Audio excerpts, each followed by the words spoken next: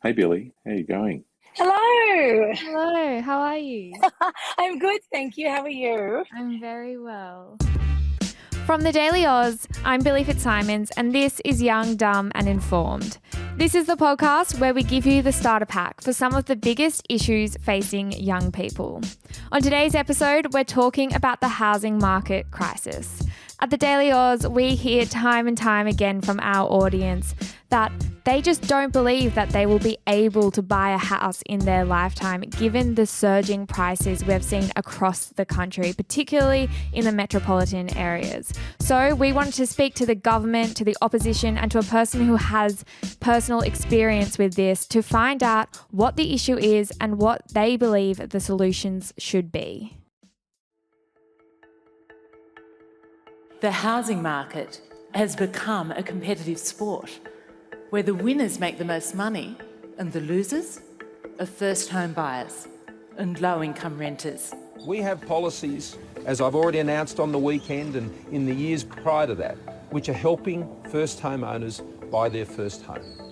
Labor has a policy that will erode the value of Australians' homes and push up people's rents. I've just been talking to people who were first home buyers. A doctor just missed out on an auction for a one-bedroom unit.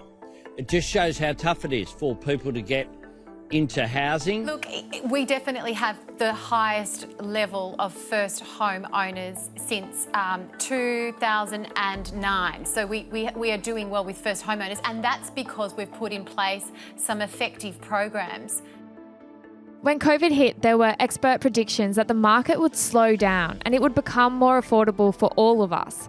But the opposite has happened. In the past year alone, the value of houses in Australia has increased by nearly 22%, and in Sydney, it climbed by 30%.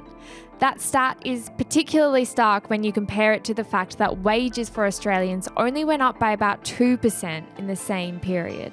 So it's unsurprising that we're seeing so many young people considering becoming lifetime renters simply because they can't afford a deposit.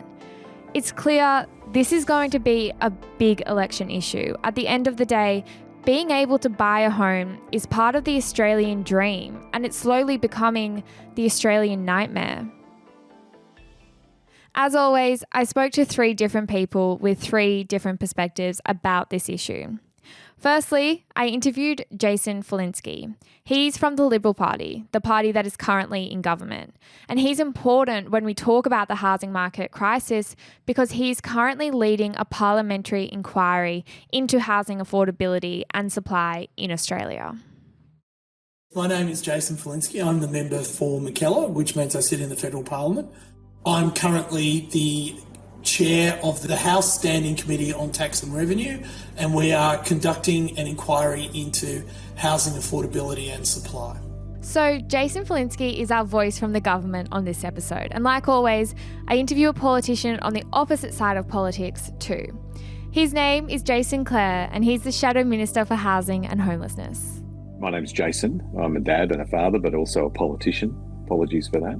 I'm a local member of Parliament in the western suburbs of Sydney. I represent the area of Bankstown and Auburn, a really wonderful multicultural working class part of Australia. And I've also got the privilege to be part of the front bench of the Labor team, and I'm the Shadow Minister for Housing and for Homelessness. And lastly, I reached out to someone from the TDA audience about their experience of trying to enter the housing market. Don't worry, her name isn't also Jason. Her name is Courtney. My name's Courtney. I'm from Sydney and I'm a performer. Courtney has recently been trying to enter the housing market in Sydney. It's been really eye-opening how inaccessible the market is and how it's not just about what your job is and how much you earn. It's about where you fit in socioeconomically. So let's start with what all perspectives could agree on, and that's that A, there's a really big issue here, and B, the current government isn't doing enough to help young people enter the housing market. When I got on the phone to Jason Falinski, my first question was, do you think the government is doing enough to encourage young people to enter the housing market? His answer? No. No, I don't. The real key, what makes this so unforgivable, is that Australia has some of the highest average weekly earnings in the world. Our minimum wage is 35% higher than the next highest minimum wage. We have more land than you can poke a stick at. We're the least densely populated continent in the world outside the South Pole. We literally have enough land to build apartments, houses, anything you want on, and we have enough money to afford those houses. But we have systematically, through frankly greed, ineptitude, inaction, and just massive regulatory failure, created a housing market that is as unaffordable as Singapore and Hong Kong. And that's why I think that this is nothing short of intergenerational theft. So that was Jason Flinsky. The other Jason Clare, didn't exactly fill me with hope either.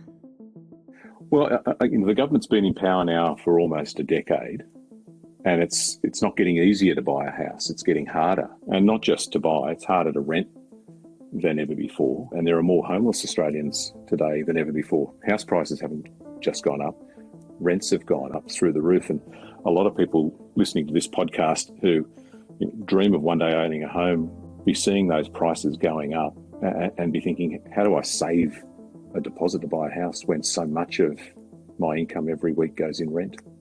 If you're new to learning about the housing market, the core issues can get lost in economic jargon. So to put it as simply as possible, there's an issue of supply and demand. There's too many people at the auctions all competing for the same properties, and that's causing the prices to skyrocket. Whilst we are seeing surging prices across metropolitan cities in Australia, it's also an issue that we're seeing across regional Australia. I was in the south coast of the New South Wales yesterday, and there's towns there where the cost of buying houses jumped by 50% just in the last year. And that makes it harder and harder for young people who are trying to buy their first home to get the first home. And we're seeing that in the statistics because there's been a drop in the number of first home buyers buying a home this year as prices have gone up. Our voice from the government on this episode, Jason Flinsky, talks about the extreme lack of supply as being the primary concern. And you might find it interesting, as I did, that in the interview with Jason Flinsky, he was quite critical of the government he's a part of. So because we have a planning system that restricts supply and also makes it difficult for people to build new houses, we have a situation where anytime there's increase in demand, which is what happened about 18 months ago when the Reserve Bank cut interest rates pretty much close to zero, instead of that going into increased supply, it all went into increased price, which made housing yet more unaffordable. In the long term, though, what we know from econometric analysis going back to about the mid-80s, it was around about 1985 that we started producing less houses than people were demanding. And so it's around about that point that you start to see growth in house prices depart from underlying inflation. Okay, so that was a bit complex, but to put it more simply, 30 years ago when demand for housing grew, people built more houses. Today, because of how hard it is to get approval for building a new house, it's more likely that people will just bid more for a house that already exists, putting upwards pressure on house prices. And that's why 35 years later, you have a housing shortage in Sydney alone of about 110,000 houses. And nationwide, it's about 200,000. And if you listen to some of the social housing providers, they would tell you between now and 2035, we will be about 1 million houses short in sort of affordable housing for people trying to enter the market. So it seems pretty clear that we have an understanding of what's driving the housing prices up. Can you explain what the inquiry is actually doing to look at the solutions? So I would probably rudely but humbly disagree with you. I think that we don't actually have a fair understanding about what is driving house prices, or most of the commonly accepted wisdom around the drivers of house and property prices in Australia are completely and absolutely misunderstood.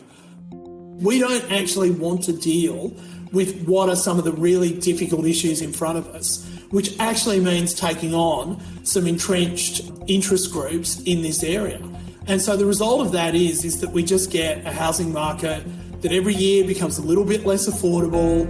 Every year, fewer people can buy into it.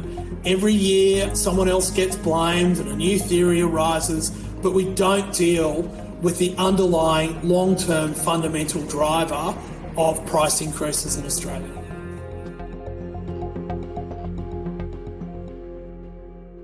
Okay, let's turn our attention to what the government is currently doing for young people.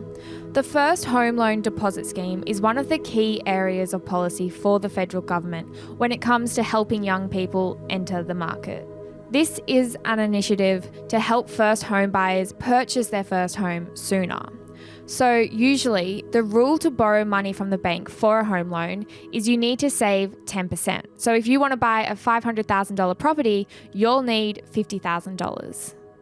Under this First Home Loan Deposit Scheme though, you can have a deposit of 5%. So in this case, you'd only need $25,000 instead of $50,000. It also means that the government will play the role of guarantor instead of a family member, which essentially means that that person promises to pay back the entire loan if the borrower can't. So it's just like a security blanket.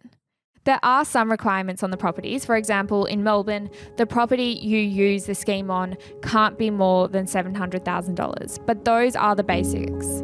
It seems great, but the scheme is capped. There are only 10,000 spots available in the scheme per financial year. Courtney actually tried to apply for the scheme this year, but she missed out. There are no more spots for the first home buyers. Like if you're a first home buyer, there's no more spots right now. And I mean, you can, if you want to buy a new dwelling or like something like that, I mean, there are spots available, but this gift that the government sort of gave, or the pathway in for the people like me who have unstable and uncertain incomes the majority of the time, that's been sort of taken away at least until the middle of next year. So I don't know, like it's one thing to be able to have saved a little bit of money. I mean, at least for the first time in my life, I've never really been able to, like I mentioned before, like I sort of help support my family in other ways, and I've not really been able to do that saving. And now it's like, oh, like I'm on my way. And now the pathway to get there has been sort of snatched away again. The government does have the capacity to make access easier. And it's a real choice to not be doing that. And I think it's cruel to have only a certain number of places for a scheme that is not exhausted by the amount of participants that have put their hand up for it. So as we keep saying, there's a federal election coming up, meaning it's a popular time for the government and the opposition to talk about what new policies they will introduce to entice voters. Jason Falinski wouldn't exactly say, though, if the government would remove these caps. We do need policies in place that actually reshuffle the deck to give first home buyers a leg up. And what that looks like is, whether it's access to people's super for a deposit on their first home and their first home only, I think is an idea worth pursuing. I think it's worth pursuing what sort of incentives the federal government provides for people who are buying their first home. So just to clarify, do you think the government should remove those caps? I don't want to preempt the outcome of our inquiry, but it is certainly something that we'd be looking at, yes. Jason Clare, on the other hand, said if Labor were to win the next election, they would get rid of these caps. So this is one of the big differences between the two parties when we're looking at what their policy will be in the lead up to the next election. If we win the next election, we'd expand that scheme. It's capped at the moment. It only helps 10,000 people to get a mortgage sooner without having to pay mortgage insurance if you want to build a new house. We've said that we would get rid of the cap on that scheme because that would do two things. It would help people to buy a home sooner without having to pay mortgage insurance, which for people who don't know is a really big cost. That is a really awful surprise you get when you sign up to a mortgage. You realise you've got to pay this $10,000 fee as well. But it would also actually help the construction industry. There's a lot of people that are employed in building houses and making materials for houses. So it would do two things by lifting that scheme. But even with this help, it doesn't take away from the fact that the competitive housing market is in large part due to cashed up, traditionally older investors. So while so many young people are trying to enter the market, they're coming up against people who already have multiple properties under their belt. Even with the first home loan deposit scheme, young people like Courtney are getting priced out. And so have you found that the other people looking at the same properties as you are investors? Absolutely. I've not seen too many sort of young people at these inspections. Yeah, they seem to be investors, or if they're my age, they already own a property and it's a good financial decision for them, whereas I'd like just one, please. Could I have, just let me have one. Can you just back off? Thanks. Now, there was a potential policy that Labor has previously promised to help solve this, and that's called negative gearing.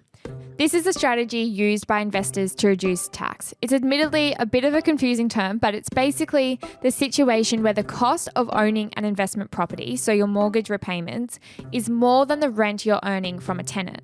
So essentially, you're losing money by owning that home. But investors do this for tax benefits because they can deduct that loss from their salary. Over the last two elections, the Labor Party said that if they were to get into government, they would reduce how many people could negatively gear their investment properties. So this means you would be competing against significantly less investors for a property that already exists.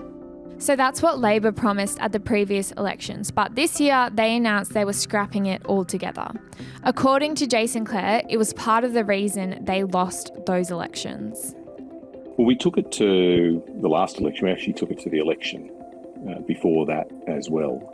And we lost both elections. We got towed up in both of those elections. You've got to, after each and every election, look at what you took to the electorate, what people said about it, what they thought about it, and learn from that, learn from your mistakes. One of the things as we looked at the results of the last election was that this was something that not a lot of voters, or not every voter, wanted. And so learning from that mistake, we're not going to take that to the next election. I do just want to stay on this point for a second because I think that this is one of my key takeaways from speaking with politicians about the housing market. The Labor Party had this policy that was designed to benefit young people and to help first home buyers crack into the market. But what they found was that this policy wasn't popular with voters across all age groups, so they dumped it for the upcoming election. In this example of negative gearing, what we've ended up with is a situation where the major parties, regardless of what they actually believe in is the right policy, will only go to an election with policies they think they can win with. In this case, it means we're missing out on a policy that would really help young people. So my question to Jason Clare is, what will Labor offer instead? The problem hasn't gone away. The problem that we were trying to fix was to try to make it easier for young people to buy a home. That hasn't got easier in the last 3 years. In fact, it's got harder as those prices for housing have gone up, as rents have gone up, and as wages have remained flat. But there are other ways to be able to fix this, to shift the dial, to help young people to buy a home. That's what we're working on right now. We'll have more to say about that in the election next year. So removing negative gearing completely, what would the Labor Party do if they are elected at the next election for young people trying to enter the housing market? Well, I think there's lots that we need to do. It starts with the federal government playing a leadership role here. Believe it or not, the federal government housing minister doesn't even meet with state government housing ministers or local governments to talk about what are some of the solutions to make housing more affordable. And so much of the solution lies with what state governments and local governments do. You need the federal government working with state governments, looking at how you can make changes to planning laws and releasing land to be made available for housing if you're going to fix this. And you also need the federal government to be more involved in actually building housing, building affordable housing. And the current federal government puts its hands up and says, no, that's not its job, that it's just the state government's job to do that. I think that's wrong. We've said if we win the next election, we'll set up a $10 billion fund called the Housing Australia Future Fund. It's $10 billion that's invested, and the dividend from that, the revenue that it makes, is used to invest in building affordable housing and social housing. Now, let's look at what Falinsky believes an ideal housing policy would look like. As you're about to hear, Falinsky suggests building new houses on new land and making them affordable, rather than bringing down the prices of existing houses in really popular locations. Planning laws are probably the first place to begin. The second place to begin is probably something around demand incentives, so how you actually incentivise people into the housing market and what that looks like and how you can ensure that that's actually benefiting buyers that you want to get into the housing market as opposed to vendors who are trying to sell them houses. And it also probably needs to be less centrally planned as well. Like, I totally understand that planners are trying to make sure that we have very livable areas, sustainable housing, etc., and that's important, but I think that they have stepped over the mark a lot as well, and they end up in a situation where we start dictating to people what sort of houses they'll be living in rather than listening to them about what sort of houses they want to live in. And it may not be what we think is in their best interest, but ultimately it's up to them. What Falinsky is talking about here is zooming out on the issue. The solution being posed is essentially about drawing people away from the big metropolitan centres where housing is super expensive and attracting them to regional centres that are just as good to live in. But everyone knows there needs to be attractive employment opportunities and resources like schools, hospitals and shops, just like in the big cities, and it's up to the government to incentivise that. For example, we've seen a lot of investment into Orange in regional New South Wales with the development of startup hubs and business centres. It's fair to say, though, it's going to take a lot more funding to attract some major companies with thousands of staff to relocate away from a metro centre. So where does this leave us as young people? Ultimately, we're being told that if we want to enter the housing market and not pay $1 million for our first one-bedroom apartment, we have to look where the government is supporting affordable housing programs, which tends to be in regional areas. When I put this to Courtney, it was interesting to hear her consider it, but ultimately she said she'd want to return to the city. Yeah, I don't know about moving, but I would definitely, to be honest, like the idea of being in a property for 6 months to meet that minimum requirement, to then turn it into an investment or something like that, is a really attractive idea. But yeah, I think people are finding them. Well, people like me, if I have a look at what's in my budget and that $650,000 budget, it's way up the coast, or not even out west. It's much further, and then it just becomes like, could the money that I've saved for a deposit be better used to make other opportunities more viable, I guess. So where have we landed with this hot election topic? To sum it up, currently the government has schemes that are designed to help young people enter the housing market. But there are only limited spots, and those schemes also don't help the driving factors that are causing housing prices to surge. On the opposition side, Labor says they will remove those caps and will also focus on building more affordable housing for those in lower socioeconomic areas. And this is all playing out against the backdrop of a seemingly unstoppable housing market. But my key takeaway is that housing market policies that are popular with young people aren't necessarily popular with older generations. And this does kind of make sense considering they make up a larger portion of the voter base. There are less voters between the ages of 18 to 35 than there are voters who are 35 to 100. Gutsy economic reform is a tough platform to take to the polls, and we'll have to wait to see if either party listens to the concerns of young voters priced out of the housing market. But it's not all bad news. This election, we'll be looking closely for talk about intergenerational injustice, which is something we're hearing more and more about. Just recently, the CEO of the Grattan Institute called for a parliamentary inquiry into intergenerational fairness. So perhaps the Australian dream can be brought back to life. Thank you so much for listening to this episode of Young, Dumb and Informed. If you liked this episode, send it to your friends, put it on your Instagram story, or subscribe to wherever you're listening.